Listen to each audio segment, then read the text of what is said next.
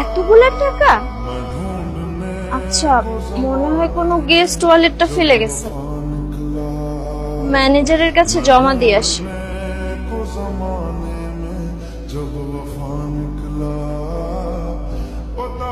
Sir, sir, কি বাবা, কি হয়েছে?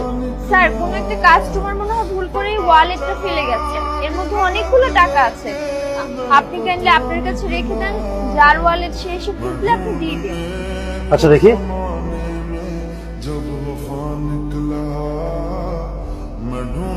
আচ্ছা ঠিক আছে, তুমি গিয়ে কাজ করো, আর যা মানি ব্যাগ সে আসলে আমি দিয়ে দেবো, যাও।